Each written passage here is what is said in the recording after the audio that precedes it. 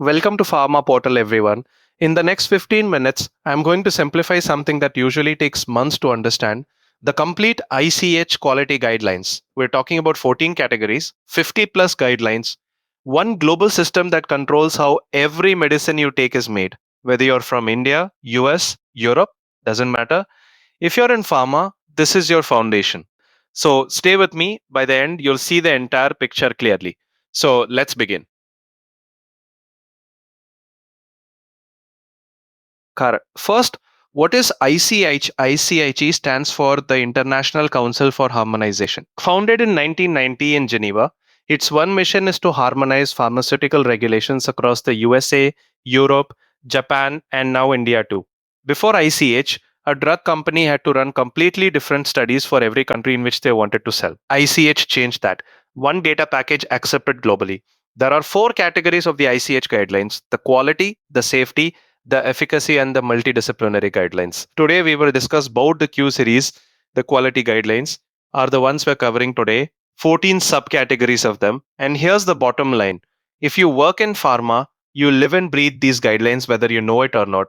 Correct. First, what is ICH? ICH stands for the International Council for Harmonization. Founded in 1990 in Geneva, its one mission is to harmonize pharmaceutical regulations across the USA, Europe, Japan, and now India too. Before ICH, a drug company had to run completely different studies for every country in which they wanted to sell. ICH changed that. One data package accepted globally. There are four categories of the ICH guidelines: the quality, the safety, the efficacy, and the multidisciplinary guidelines. Today, we will discuss both the Q series, the quality guidelines, are the ones we're covering today, 14 subcategories of them. And here's the bottom line: if you work in pharma, you live and breathe these guidelines whether you know it or not. The first category is the Q1, stability testing. Here's a simple question: how does your medicine know when to expire? That's Q1. It defines exactly how we test whether a drug stays safe and effective over time, under different temperatures, humidity levels, and light exposure. Why does this matter? Imagine a paracetamol tablet manufactured in India being shipped to Nigeria in a container at 40 degrees Celsius and 75% humidity. Without Q1 stability data, we have no idea if that tablet still works when it reaches the patient. Q1 covers 7 guidelines: Q1A through Q1F, plus the new EWG revision. Q1A R2 is the core one every regulatory professional must know. Also, did you know that the ICH Q1F guideline was officially withdrawn in June 2006? Although it is no longer an active ICH standard, the primary reason for its withdrawal was a lack of global consensus on the storage conditions for climatic zone 4, hot and humid, applied everywhere, FDA, EMA, CDSCO, before any product can be launched. Q2. Analytical validation. We just talked about testing drugs over time, but here's the next question: how do we know the test itself is giving us the right answer? That's Q2. It validates the laboratory methods, the HPLC runs, the UV assays, the dissolution tests. Before we trust them for product release, Q2 checks for accuracy, precision, specificity, linearity, and robustness. Miss any of these, and your test results are meaningless. Q2, R2, is the updated version from 2023. It now works hand in hand with Q14, which we'll cover later. A real world example is an HPLC method to detect amoxicillin, validated to be accurate within 98 to 102%, with a detection limit of just 0.01%. That's Q2 in action. Q3, impurities. And this one has a real world horror story behind it. In 2018, the world discovered that valsartan, a blood pressure drug taken by millions, was contaminated with NDMA, a probable human carcinogen. Massive recalls across 22 countries. That crisis put Q3 guidelines into the spotlight like never before. Q3 is actually a family of 5 sub-guidelines. Q3A covers impurities in new drug substances, the raw APIs. Q3B covers impurities in drug producers, the finished tablet or injection. Q3C controls residual solvents used during synthesis. For example, benzene is a class 1 solvent and cannot exceed 2 parts per million. Q3D controls elemental impurities like lead, arsenic, cadmium, particularly important for biologics. And Q3E, still under development, will address extractables and leachables from packaging materials. For active substance manufacturers, Q3C and Q3D are critical. Every batch shipped to a regulated market must demonstrate compliance. A single OS result for an elemental impurity can trigger an import alert. Q4 Pharmacopoeial harmonization. Here's the problem Q4 solves. There are four major pharmacopoeias in the world: the USP in the USA, the European Pharmacopoeia, the Japanese Pharmacopoeia, and India's own IP. Historically, each had different test methods for the same thing. A dissolution test in the USP was not the same as in the EP. So, Indian companies had to run duplicate tests to export to Europe and the US. Q4 changed that. It harmonizes these general chapter tests so that one validated method is accepted everywhere. Q4B has 14 annexes. Each one is a specific test that has been harmonized. Look at this list: sterility test, bacterial endotoxins, dissolution, disintegration, friability, particulate contamination. These are the bread and butter of every QC lab in the world. Q4B Annex 7, dissolution, is arguably the most referenced annex in the generic industry. If your product passes dissolution per Q4B Annex 7, that data is accepted by FDA, EMA, and CDSCO. No repeat testing. That's millions of money saved. Q5, quality of biotechnological products. Unlike small molecule drugs made through chemical synthesis, biologics, insulin, monoclonal antibodies, vaccines, gene therapies are living products made from living cells. Completely different. Q5A, now in revision R2, covers viral safety. How do you ensure that a biologic manufactured in Chinese hamster ovary cells or human cell lines doesn't carry hidden viruses, critical for every MA manufacturer? Q5B covers the DNA expression construct, essentially proving your manufacturing cell line is doing exactly what you designed it to do. Q5C is stability testing for biologics. Proteins denature differently from small molecules. A monoclonal antibody stored in the wrong conditions can aggregate and become dangerous. Q5D covers cell substrate characterization. The CHEO cells, HEK293 cells, or hybridomas used as your biological factory. Q5E addresses comparability. What happens when you scale up from a 200 liter to a 2000 liter bioreactor? Q5E tells you how to prove the product is still the same. And Q5E Annex is brand new and covers comparability for advanced therapy medicinal products like gene therapies. Q6 is the specifications. This is where quality stops being theoretical and becomes a number. A specification is a legal quality standard. It tells you this batch of metformin tablets must have an assay between 98 and 102%, dissolution of at least 80% in 30 minutes, and microbial limits below 1000 CFU per gram. If it passes, the batch is released. If it fails, it is then rejected. Q6A covers chemical drug substances and products. Q6B covers biotechnological and biological products. Different acceptance criteria, more complex tests. Q6 specs form the core of CTD Module 3, Section 3.2. P5 for every regulatory submission. The new Q6 R1 EWG is currently revising the specifications framework, worth watching if you're in regulatory affairs. Q7 is the good manufacturing practices for active pharmaceutical ingredients.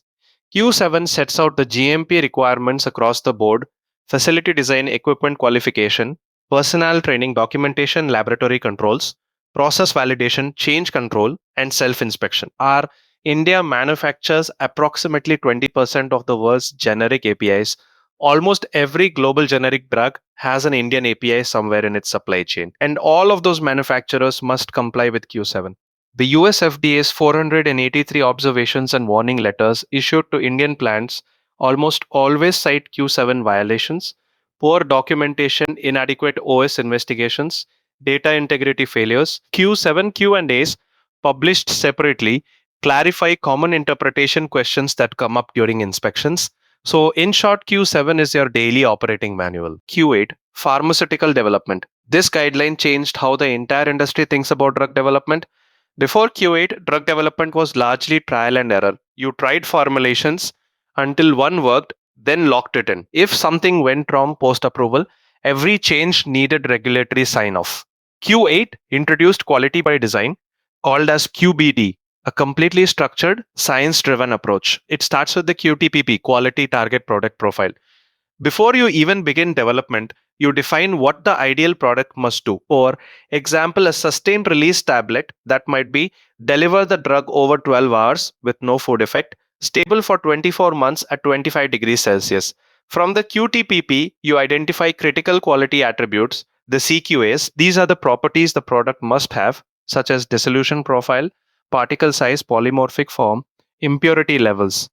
Then you identify the critical process parameters, the CPPs. These are the process variables that, if they drift, will affect your CQAs. For example, the compression force, granulation endpoint moisture, coating spray rate. Finally, Q8 introduces the concept of design space, the proven acceptable ranges of parameters that will consistently deliver a product meeting its CQAs.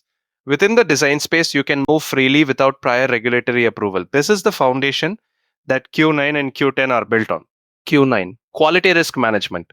Let me ask you something. In a pharmaceutical manufacturing facility, there are literally thousands of things that could go wrong on any given day. You cannot control everything equally. So, how do you decide what to focus on? That's the job of Q9. Quality risk management is a systematic process. First, you identify the risk, what could go wrong. Second, you analyze it, how likely is it, and how severe would the impact be. Third, you evaluate it. Is it acceptable as is, or does it need control? Fourth, you control it, put mitigations in place to reduce probability or severity. And fifth, you review, risks change over time, so your assessment must evolve. The tools Q9 recommends are practical and widely used. FMEA, failure mode and effects analysis, is the most common. You score each potential failure on severity, probability, and detectability. High RPN score means high priority for action. Similarly, HACCP is used especially in sterile manufacturing and biologics. FTA, fault tree analysis, is used to understand complex system failures. Risk ranking helps prioritize which processes to inspect first. Here's a real example. On a tablet coating line, FMEA might flag that inlet air temperature fluctuation has a high severity because it directly impacts film uniformity, which is a CQA. The mitigation, automated PLC controlled temperature loops with alarms. Every ANDA, NDA, and BLA submission now includes a quality risk management section, Q10 pharmaceutical quality system. If Q8 is the science and Q9 is the risk lens, then Q10 is the management system that holds everything together across the entire product lifecycle. Q10 is based on ISO 9001 principles, but tailored specifically for pharmaceuticals. Q10 has four pillars. First is management responsibility. Leadership must actively review quality metrics, not just sign off on them quarterly. Second is process performance and product quality monitoring, a continuous surveillance of your processes through annual product reviews, also called PQRs in Europe. Third is CAPA, corrective and preventive action. When something goes wrong, a deviation, a complaint, an out of specification, a CAPA is how you investigate, correct, and prevent recurrence. Weak CAPA systems are one of the top observations in FDA warning letters. And fourth is continual improvement, the mindset that you're never done. Use internal audits, regulatory feedback, and industry benchmarking to keep getting better. Real example is a biotech company running quarterly reports under Q10 notices a slow but consistent upward trend in endotoxin levels over 18 months. No batch has failed yet, but the trend indicates the water purification system is degrading.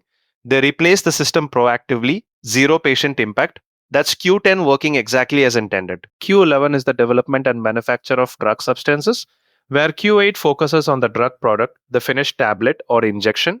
Q11 goes one step upstream to the API, the drug substance itself. QBD principles to API development, both small molecule chemical entities and large molecule biologics.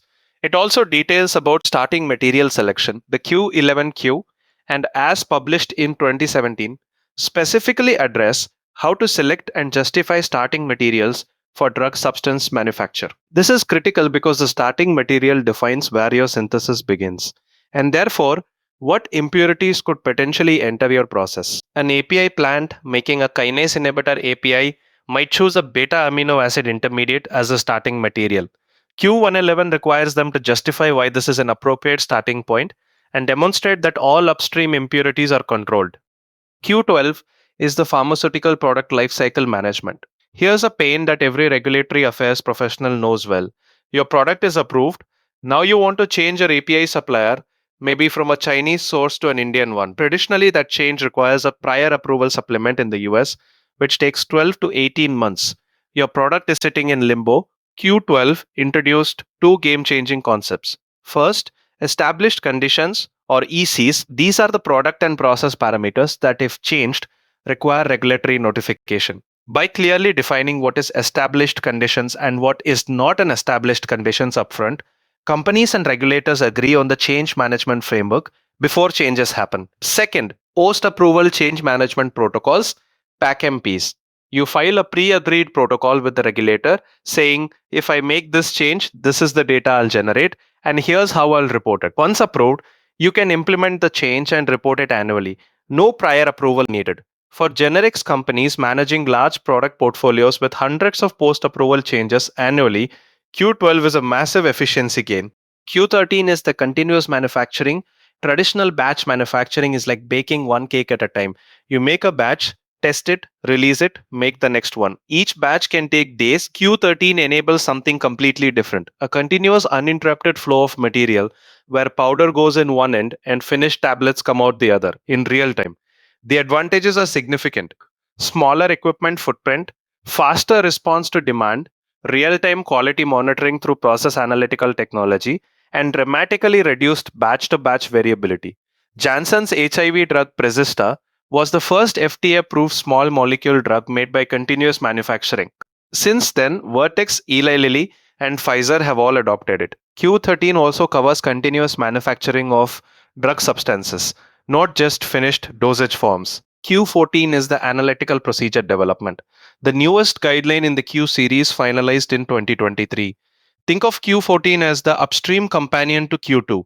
Q2 tells you how to validate your analytical method, Q14 tells you how to develop it in the first place. Using the same risk based, science driven thinking that Q8 introduced for product development. The key concept is the analytical target profile. Before you start developing your HPLC method, you define what it needs to achieve, what's the purpose, what impurities must it detect, what range must it be linear over, what precision is acceptable. Then Q14 introduces the method operable design region, analogous to design space in Q8. It defines the ranges of method parameters that will still give you acceptable results. For example, column temperature can vary between 25 and 35 degrees Celsius without affecting the result. This life cycle approach means your method development, validation, transfer, and ongoing monitoring are all part of one connected strategy and is not separate isolated steps. Here is your complete reference table, all quality guidelines mapped across all 14 categories. Screenshot this right now, save it, share it with your team. I have added the quality guidelines link in the description where you can download the entire list of the quality guidelines, or just go to ic.org, click quality guidelines, and everything is there. And that's all 14 categories, 67 guidelines done in 15 minutes. You now have a working map of the entire ICH quality framework, from impurity control to analytical procedure development. Tell me which guideline you want me to do a deep dive on. Q7, Q9, Q8, QBD, or do you want the safety, efficacy, and multidisciplinary guidelines? Let me know in the comments. And that's the end of today's video. If you have any questions or thoughts, just drop them in the comments. I'm here to help. And if this video helped you, if you learned something today, if you feel more empowered, hit that like button, subscribe to this channel, share this video with your friends and family, because knowledge is meant to be shared. Thank you so much for watching. Take care and see you in the next video.